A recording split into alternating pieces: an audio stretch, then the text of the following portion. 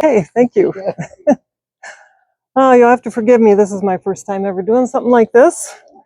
But I guess I've been interested in herbal remedies and eating natural things like weeds that Charlie was talking about ever since I was a little girl. We used to make sheep sorrel and lamb's quarter soup in the summertime. And I guess my mom got me started on herbal tinctures because she had a bottle of Christian Brothers brandy with like 20 different herbs in it, and if you were sick, that's what you got. So I guess the first thing, it's kind of a conglomeration of a few of the things that I'm going to talk about. The one there by the birch tree, that's harvesting chaga. And it only grows on white birch or yellow birch. And then mullein, the dandelion, and then the chicken of the woods is the orange mushroom, and then the maitake or hen of the woods in the middle there, and then turkey tail. So those are some of the things I'm going to talk about tonight.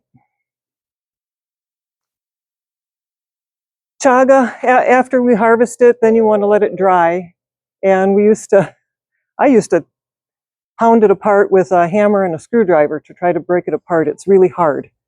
It's nothing that you can just break apart with your hand. But at an auction one year, we found a ice crusher. And it does a really great job of chopping the chaga up, and it gets it to, kind of chunks. And then when I use it for extracting, then I put it through an old blender that I have, and it makes it into powder. And you want to do a double extraction on chaga because there are things that are only water soluble, and there are other benefits that are only alcohol soluble. So I do a alcohol tincture extraction first, and this is the end product. You fill the jar about half full of the powder and then put vodka on top. Yeah. Is my mic on or? Oh, okay. I'll try to talk louder. Sorry. Oh, my competition. There we go. So I take the powder and I fill a quart jar half full of the powder, and then I put the vodka on top. You want at least 80% alcohol. And I fill it till the alcohol's top, make sure it's all soaked in there. And I let it, they say you can usually let it soak for 8 weeks. I go 12 weeks. And you shake it intermittently. And then when that 12 weeks is over, I strain it out, measure the amount of alcohol that I have, and I take the dregs, and then I put it in a pot. I add the amount of water that the alcohol was extracted from, and then I add another amount of water on top of that. And you bring it to a boil in the simmer, and you let it simmer for 5-6 hours. You turn the heat off, let it soak overnight, add more water again to your top level, and then just do that 3 times. And then you take the water off and you measure equal amount with the alcohol and mix it together, and that makes it shelf stable. And that's what we take daily. We've been doing that for probably 8 or 9 years now. The benefits are it protects your liver, it helps your immune system, it also gives you energy, and it also is a cancer preventative. It has, and I don't just look on the internet and look at one thing and say, okay, this is what it's going to do. I do more research. I delve a little deeper. I'll look at studies from NIH or from other medical journals, and most of the time, the things that I'm looking at, everything that I'm reading, they collaborate. So then I go, okay, that's pretty much true. So it's not just like something out on the internet. I dig a little deeper with everything that I use. I don't just take AI's word for it.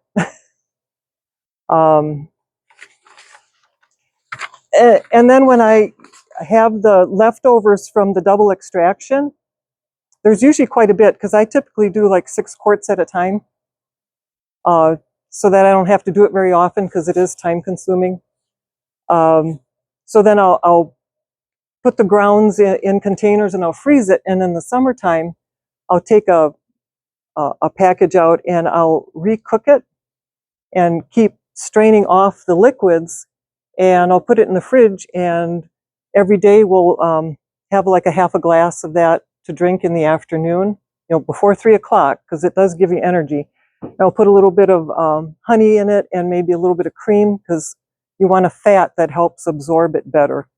And when we started doing that, we found that we had energy all evening long, all the way into the evening, and we didn't get that tired afternoon sluggishness. And so it really does give you energy.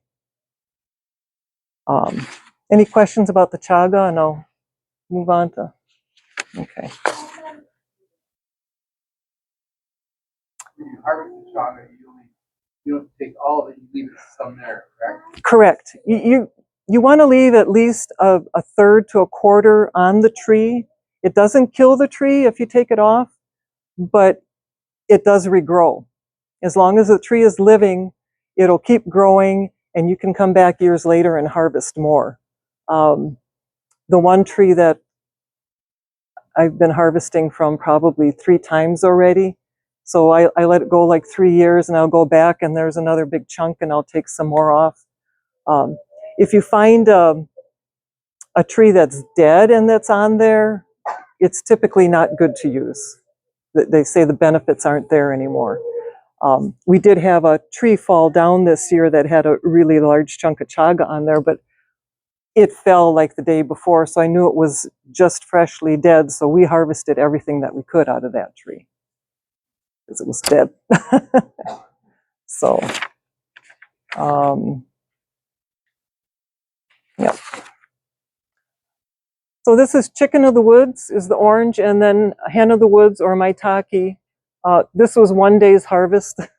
I had a really good harvest that year. So what I do with the maitake, my husband doesn't like mushrooms very much, so I'll eat some fresh. Otherwise, I dehydrate everything, and I will either put some in a blender and make a powder out of it. He doesn't mind the flavor, so I'll put it in scrambled eggs. I'll use it in all the gravies that we make. Anytime I'm cooking something, I'll put that mushroom powder in. And then chicken of the woods. It does taste like chicken. I don't know if anybody's ever eaten any of it. It's not my favorite. It does have a chewy texture like meat. But I typically just dehydrate that, and then I use it for tinctures. And what I did is I take the hen of the woods, the chicken of the woods, and the turkey tail, and I made a tincture, and then I mixed it with the chaga. So that's kind of what we use. But they're all, mushrooms have a lot of vitamin D in them. They have a lot of protein.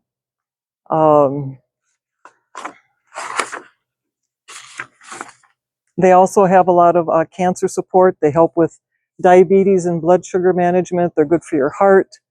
And with any of these, some of them do react with any medications you might take, so you might want to research that if you're on any medications to make sure that it's not going to interact with your meds.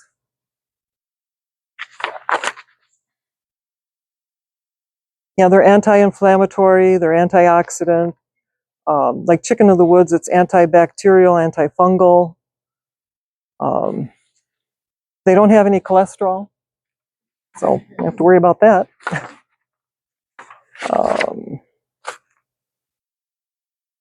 So I do have turkey tail in here that's dried. Turkey tail, the identification on that, I can't open it. The top part, I should go to the picture of the turkey tail. Yeah. They come in variations of colors. Dark gray, they can be brown. Some of them have stripes of green in them, or different colors. They usually, though, always have a white edge around them. And the underside is not smooth. It has really tiny, tiny pores that you can barely see. And that's kind of an indicator of that you've got the right kind of mushroom. And the top is not smooth. It feels furry. So afterwards you can come up and you can kind of feel, and then you can kind of, you can tell the different lines in it and look at the bottom side for identification. But they're also really good. I've been reading some reports where turkey tail is really good for breast cancer. And they say a lot of the times when you take any of these tinctures, if you are doing chemotherapy, it helps the chemotherapy work better.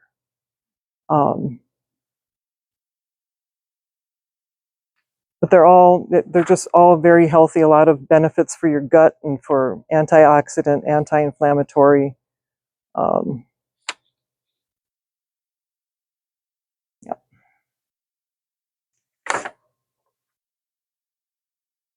And mullein I just started using, probably 3-4 years ago. I did some research on that.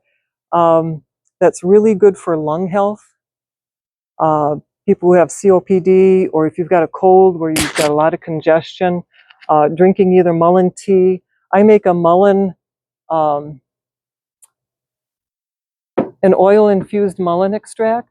I don't use alcohol. I use organic olive oil, and put the chopped up mullein in a jar, and then I just fill it up with olive oil, and then I heat it a little bit just to where it gets warm, and I let it soak for a couple of days, and then I strain it off and bottle it. You can do a cold extract too, but then you'd have to leave it sit probably for about 8 weeks. I like to do it faster. It's really helped us anytime we've had a cold or lung congestion. It just really helps loosen things up and just kind of keeps you from coughing a lot. And yeah. So how do you then take the oil or use the oil once you've got it? Usually a dropper full under your tongue.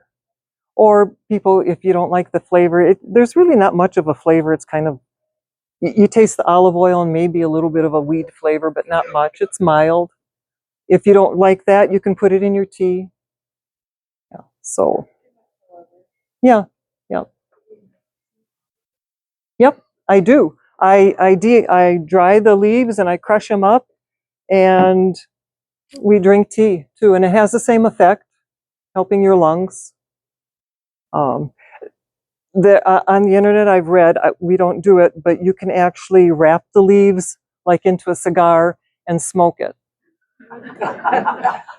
They say it works just like the extract or the tea. I don't prefer to do it. I wouldn't prefer to do it that way. I've never smoked in my life, so but that helps. And a lot of people with COPD have used it.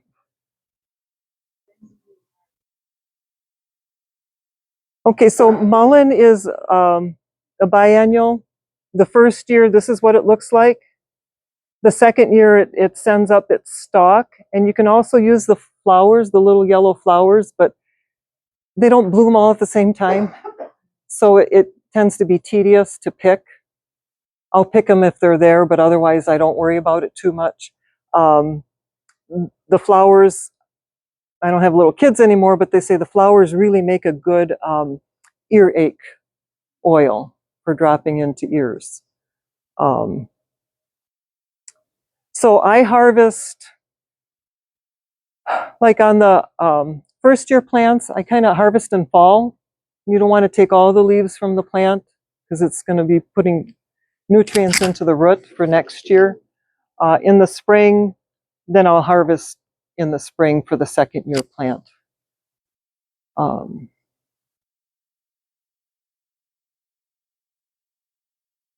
do you find them? Anywhere where there's disturbed ground, pastures, if there's been any logging done or somebody's done some groundwork, then the seeds really come up. it's prolific. So anywhere there's disturbed ground. You dry the leaves and fill. I do it either I just put them on a screen and let them dry naturally, or I put them in my dehydrator. Yeah. Dehydrator's fast. I don't have to let them sit there for, depending if it's damp during the year, then it takes longer. So the dehydrator works faster. Yeah.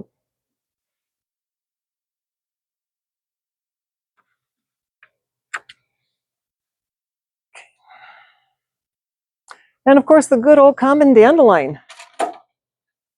Like Charlie said, it can be eaten. My daughter harvests it. She makes her family eat the leaves and the roots. She cuts them up and puts them in scrambled eggs, and she makes tea.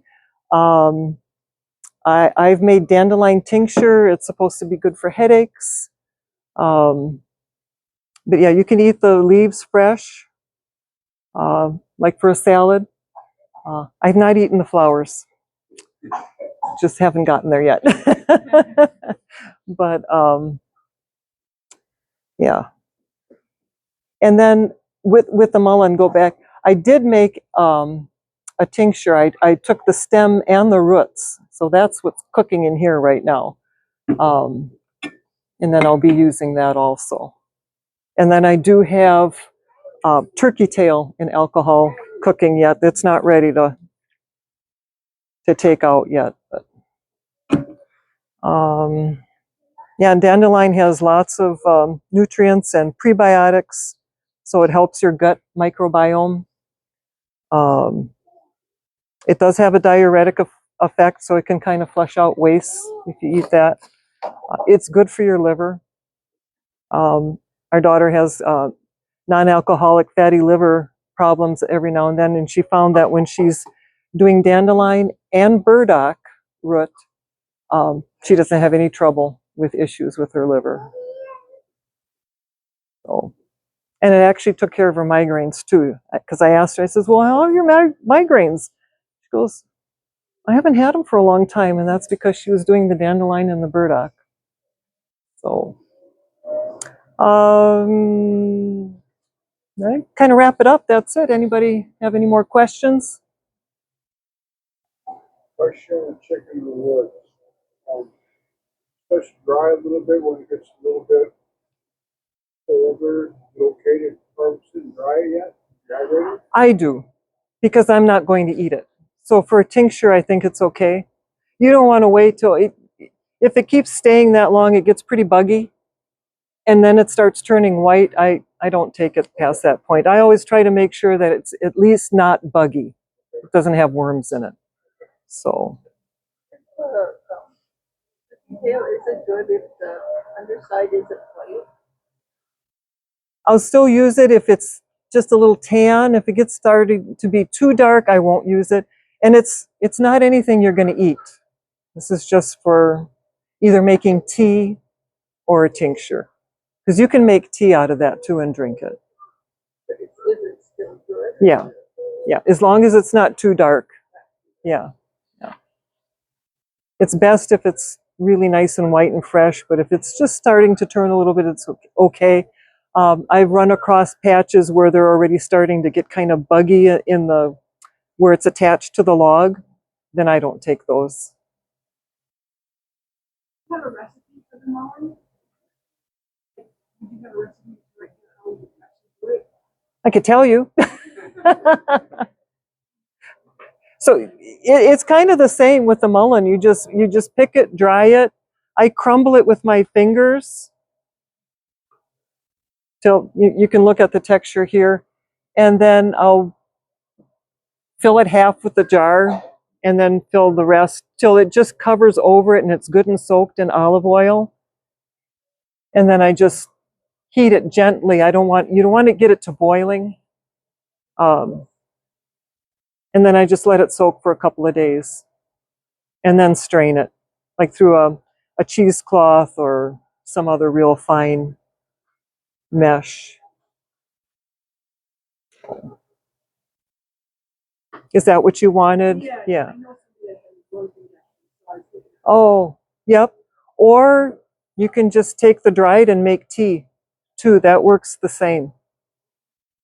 You're just taking the plant, drying it in your dehydrator. Mm-hmm. Yep. Yep. Question. There's some interest in understanding the difference between using alcohol and maybe a glycerin. Like if they're not interested in the alcohol part, can you explain that? There is glycerin. I haven't really researched much of that because I tend to use alcohol. I'm not sure if the glycerin will extract what the alcohol can. I did hear that. Yeah. And it's not as shelf life stable either. I don't know. I can't answer that with glycerin. Yeah, I haven't done anything with glycerin. Yeah. I'm sure you could research that. Yeah. Yeah. Okay. Thank Yeah. you. You're welcome. Well, that's it. I guess we'll wrap it up. Thank you. I